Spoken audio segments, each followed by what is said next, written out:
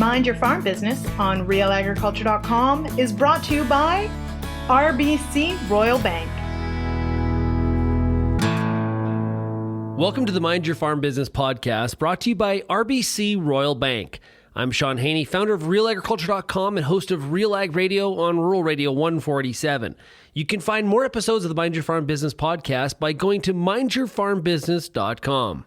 Today's topic on the Mind Your Farm Business podcast is all about how to take advantage of the current very low interest rate environment.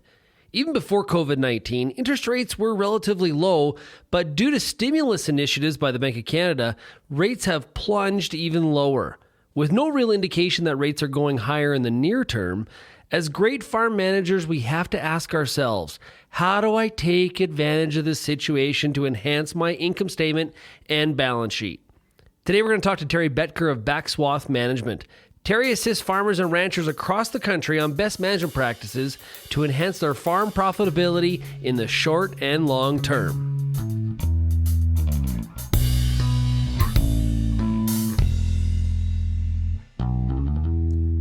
Hey, Terry, how are you doing today?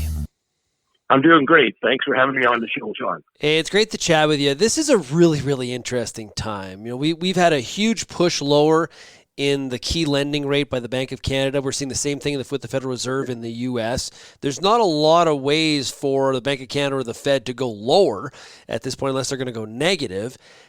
Interest rates are at historical lows. We have been here before, though.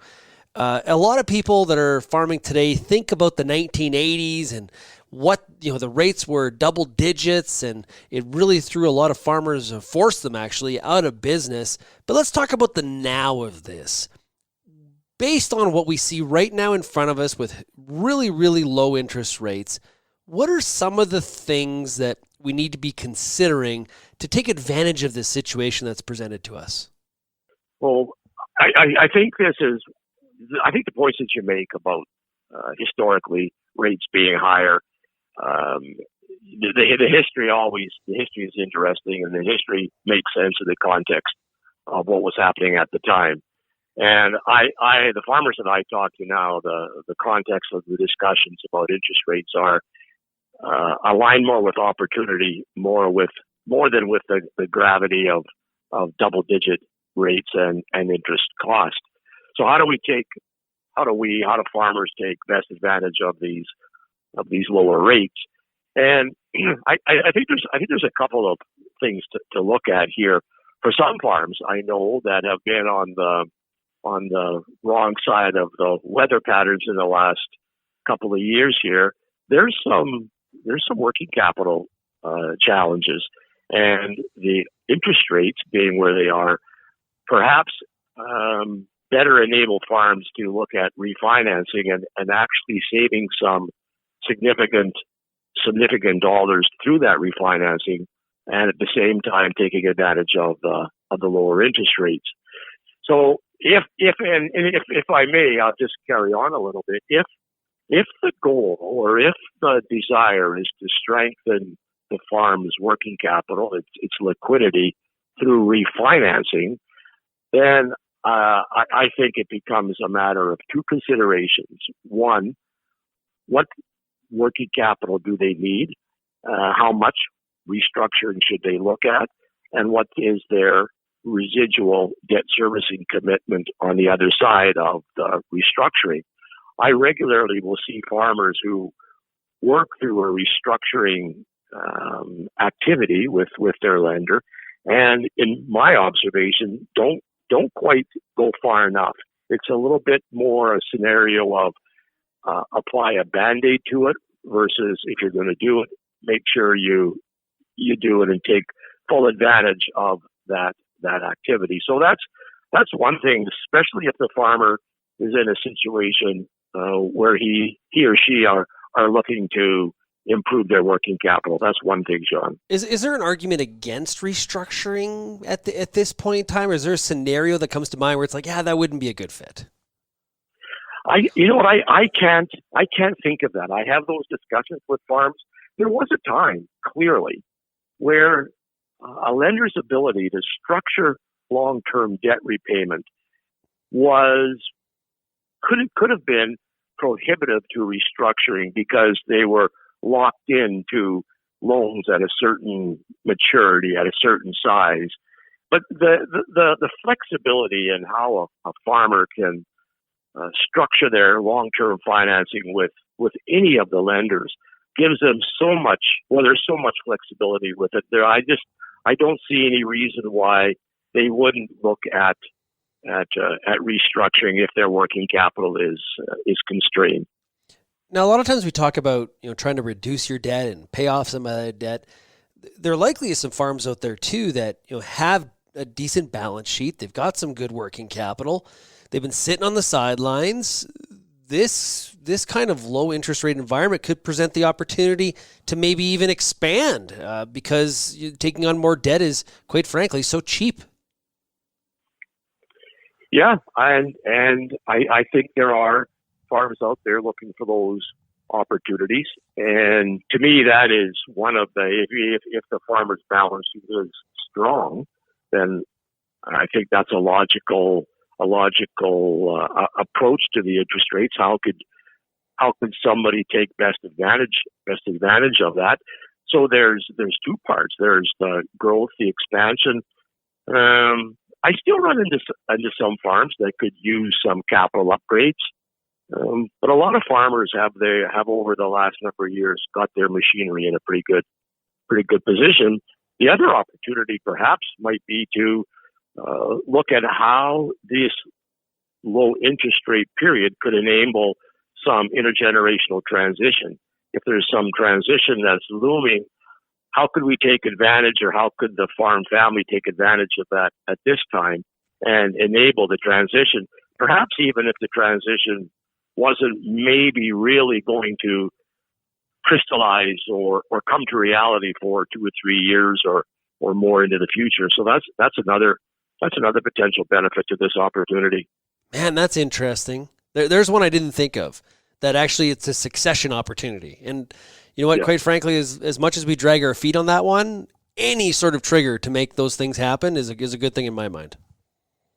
Yeah, I think so. And that's not that much different from what you asked at the outset here, is how do we take advantage of it? Really, it's the transition is a business discussion. I know there's family and all the factors that fall into that discussion, but it is about good business management. The other comment that I was going to make about the opportunity associated with low interest rates would be for farmers to look at how best to benefit from those costs. So if you can reorganize your debt and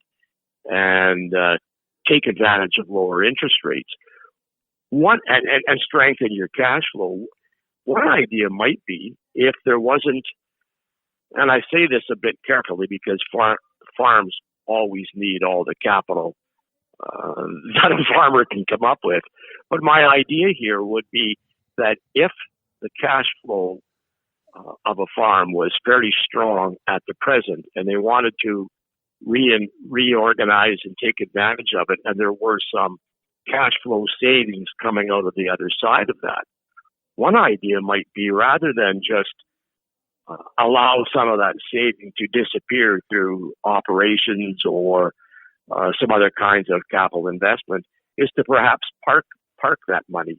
So in other words, if your current commitment to debt payment was, I pick a number, $20,000, and you could reorganize and get that down to $17,000, for example, then rather than just let the farm consume the $3,000 saving, put it into a savings account. Start to save it. Keep your amortization theoretically, or your commitments theoretically, at the $20,000.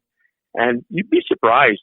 I've watched some farms do this, where they purposely try to aggregate or accrue some savings. Heck, there's even a good vehicle to do it, and that's in the Agri-Invest, because that structure is already in place, and it would actually shield any interest growth in the farmer side of that Agri-Invest account. We'll get back to the rest of my discussion with Terry Betker of Backswath Management, but first, a word from our sponsor.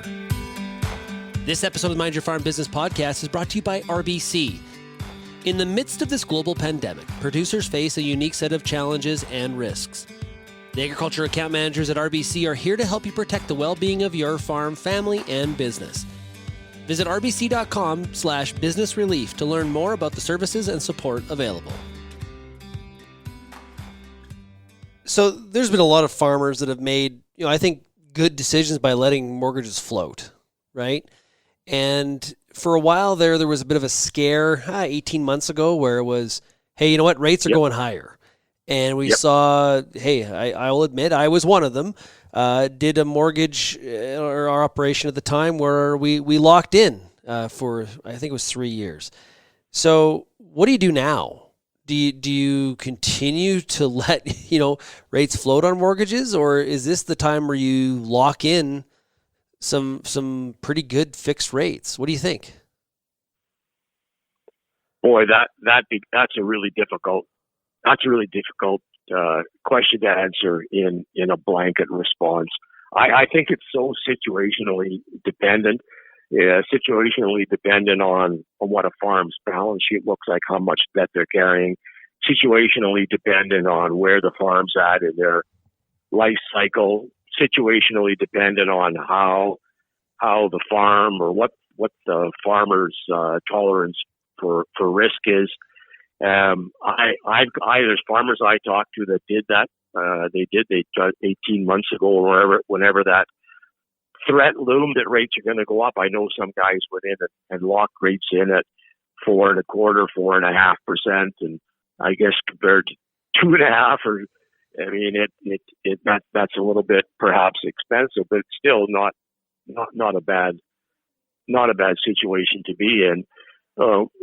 Sean, when farmers ask me that, I tell them tell them anything. I just suggest a couple of things. One is this boils down to cost benefit analysis. So if they're unhappy with some of their interest rates that they're committed to, and they want to try to renegotiate, it is simply how much is it going to cost us to pay out that, and if we re-amortize that, are we going to get a savings on the other side of that? If a farmer's looking at whether they should fix interest rates or let them float, and they're wondering about whether they'll go up or down, I don't think anybody knows. One of the things to watch is the spread between short-term rates and long-term rates. That spread will widen if the lenders think that there's a chance the interest rates are going to trend higher. It just stands to reason. A lender's risk in interest rates is less with short term because they can float, and greater with long term. So if they've got long term money and they think that it might become more expensive, then they'll increase the interest rates on long term money before they'll increase the interest rates on short term money. So just watch the spread. It might give a farmer some indication of what might be happening with interest rates. I don't know if anybody could tell anybody what the right decision is for that.